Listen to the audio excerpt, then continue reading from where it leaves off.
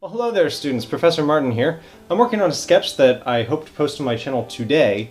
This behind the scenes will not be posted for a day or two because this one is going to be another hard one to edit, and you'll see why later. I'm doing this sketch specifically for the purpose of showing you how to edit it.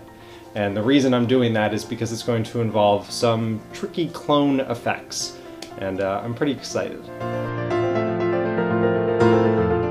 My friend in real life, Bobby Byler, was a daily vlogger, and for a while Carter Kalchik was teasing him because he didn't use enough light in his videos.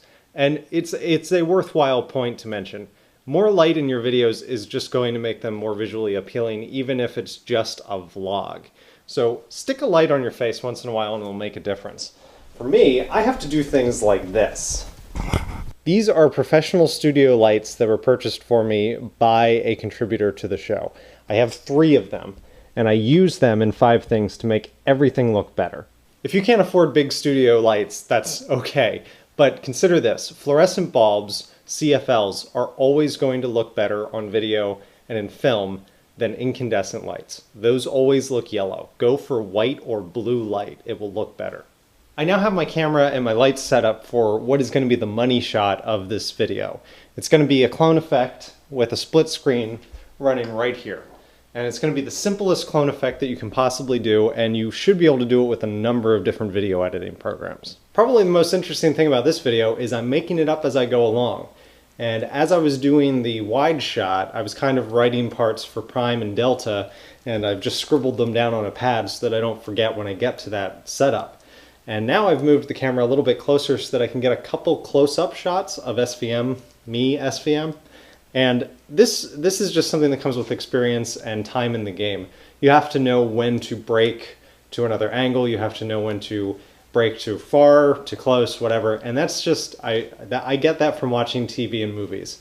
I can't really chalk it up to anything other than that. Okay, now we get to the part where I edit. Of course, I'm going to be using Adobe Premiere CS4, that's what I use. If you use a different program that you can accomplish the same effect and it is substantially different or even maybe just a little bit different, feel free to leave the steps for how you would have done this, and I'm sure the rest of the class would benefit from it. Thanks. All right, so we're looking at my 2 clips here. I'm going to show you how I do 2 clones in a row without cutting away or anything. So I'm going to overlay me talking on the right side of the screen here twice within the same clip.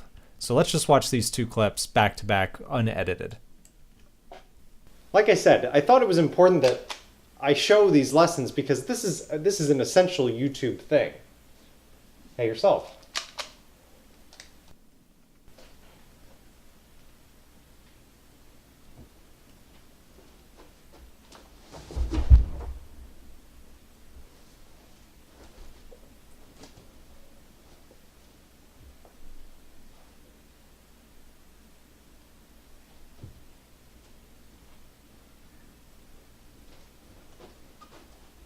Well, hi there.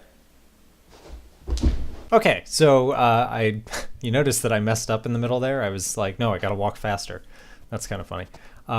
There was some unanticipated failure in the creation of this video, and it's right here.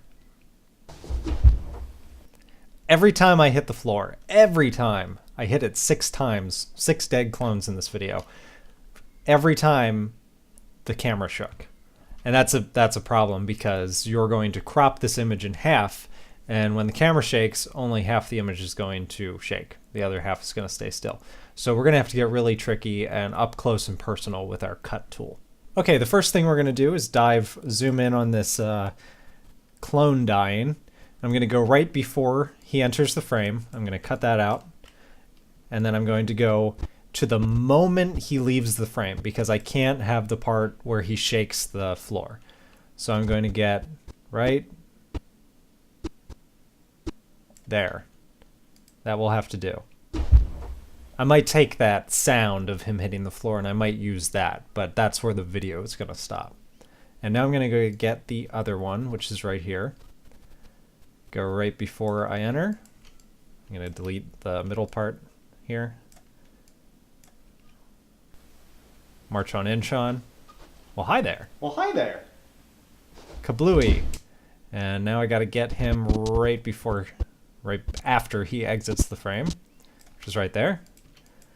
Delete that. Now I've got my two clones dying with no fat on either end. I can extend them if I need to.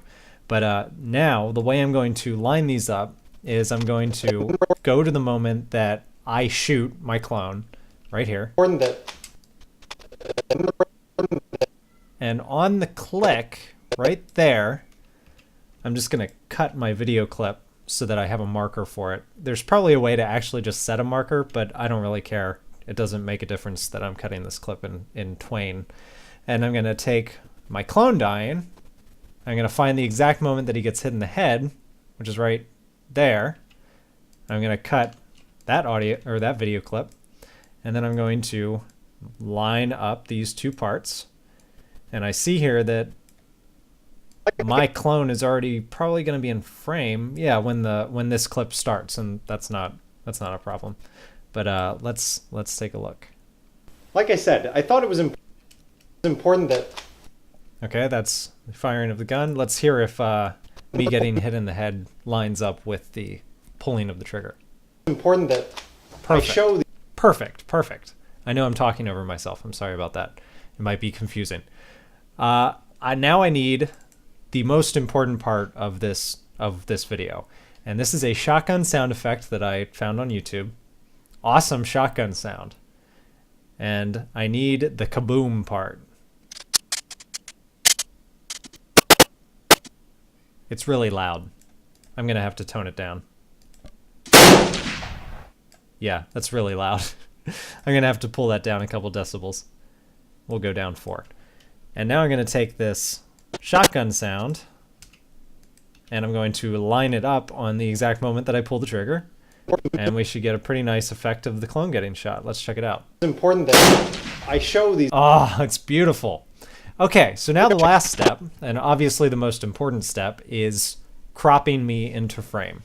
And the way we're going to do that is with the crop effect. Drag and drop. Now you've got a crop effect. You can, the easier way to do this, and for most crop effects, you're probably not going to do something that is so specific as this. You'll just be like cropping a video down or cropping a picture down, and you can just click crop, and then you can go over here to your image and you can crop it just by dragging and dropping. And I am actually going to do that for this because I'm that good. But you could just move these dials like this. But I'm just going to go ahead and line this up somewhere in the door there where it'll just kind of disappear. That's kind of the point. And let's see how that looks up close. I'd say that looks pretty darn good. And the problem is I've split this clip in two, so I need to copy the crop effect from one just by clicking on it and pressing Control-C, and then clicking on the other clip and pressing Control-V. Now I have that crop effect there as well. And let's zoom in and see how that looks.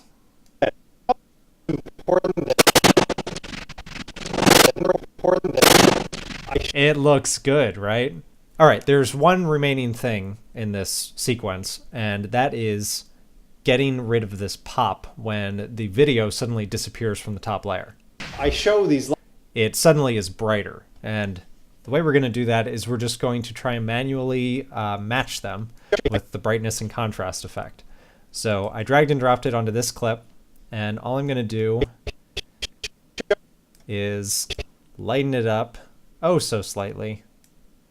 Give it a little contrast. You have to kind of do both every time. And that's pretty close. Maybe just a little bit brighter. And then the last thing we'll do is we will add the briefest, the shortest possible cross dissolve. It'll be all of, I don't know, 10 frames. But that should be all you need to cover up the disappearance of that video layer. Now I have a feeling that the brightness and contrast is going to need to be applied to my second clip, so I'm just going to go ahead and apply it.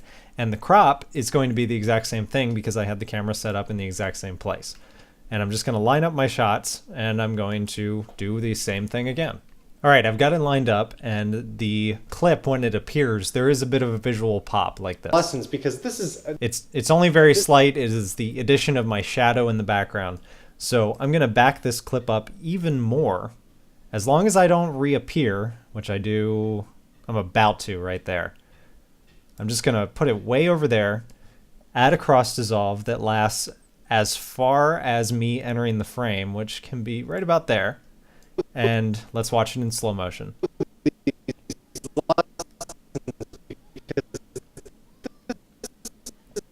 So the shadow appears, but it fades in, and it's going to be really quick when I play it back. These lessons because this is an essential YouTube thing. It looks like me just entering from off screen. So that effect is completely covered up, and let's make sure that this shotgun blast and me talking to myself looks right. Well, hi there. Hey, yourself. My computer sometimes has a problem keeping up with multiple video things going at the same time of this high resolution of 720. So I didn't actually get to see that shotgun blast. Let's try that again. Nope, still not that time either. The way I get around this, and if you're running a computer that you're running with the same problem, which it is a problem, you can turn off video layers and just make sure that things line up, at least sound-wise, because your ear's probably better than your eye anyway. Yourself. Okay, well that looks good. And we'll just check the other side, and I want to hear me talking to myself. Well, hi there. Hey, yourself. That looks great. So that is now a finished shot. And just in case you're curious, this is what the whole thing looks like. I've got the 2 video layers up here on top.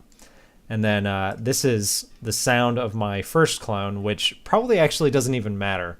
I probably could have just clipped that out, but right now it doesn't matter. I'll figure it out when I go back and do the whole video.